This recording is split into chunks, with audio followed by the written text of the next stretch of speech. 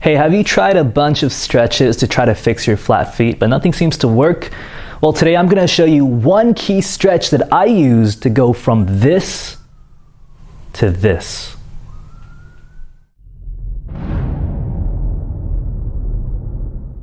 Hi, I'm Vincent from Upright Health, where we help you think right, move right, and feel right. If you're new to the channel, be sure to check out the description box below for helpful links to our do-it-yourself programs.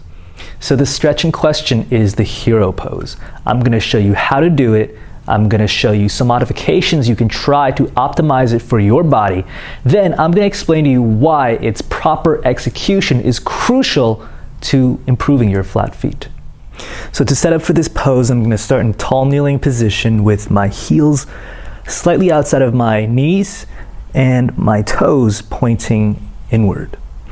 Next, I'm going to get onto my hands and knees and slowly rock my butt back towards my heels.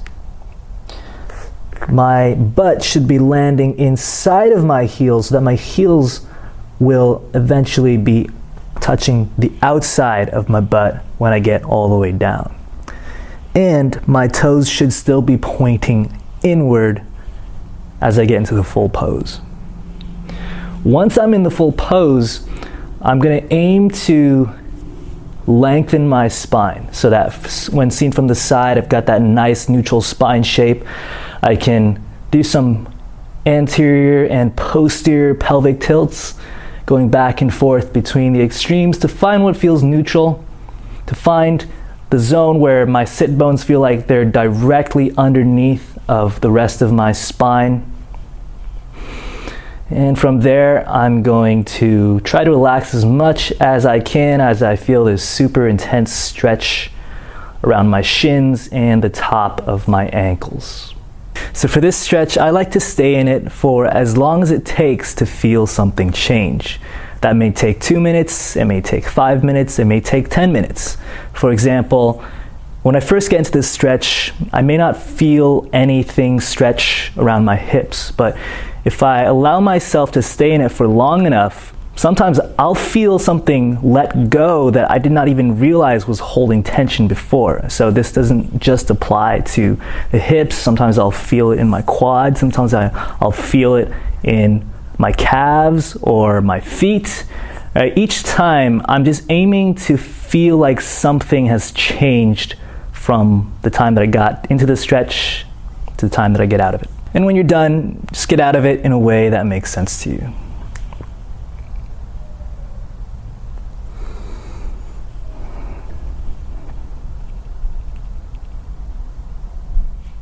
So, modifications for this stretch. If you're having a ton of discomfort getting all the way down, then what you can do is grab a couple of yoga blocks or anything that will allow you to sit your weight down without bending your knees all the way.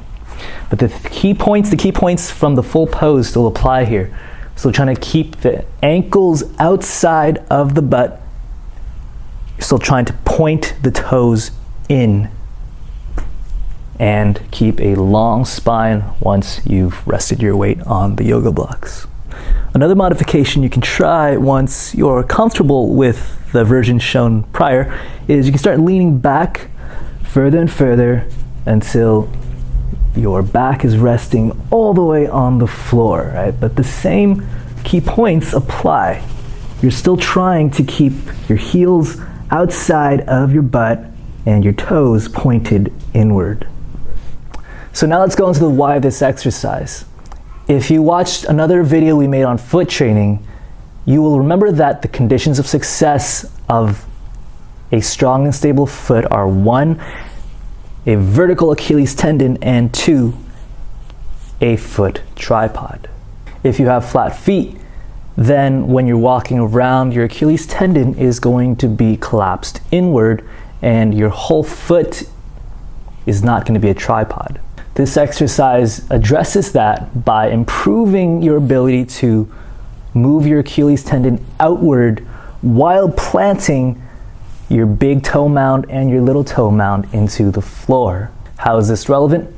Well, consider that if you develop the strength to roll your ankle outwards and get that Achilles tendon to be vertical, but that this causes your entire foot to lift off the floor, then you don't have that tripod anymore.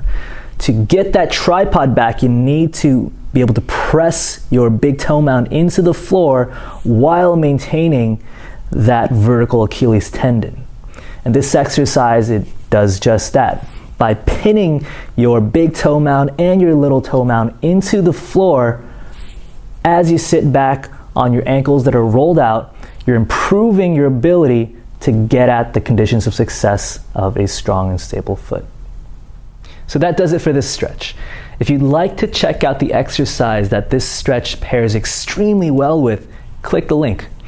And if you found the video helpful, please like the video, comment, share it with anyone you know who may also find it helpful, subscribe to the channel, and as always, remember that pain sucks, life shouldn't.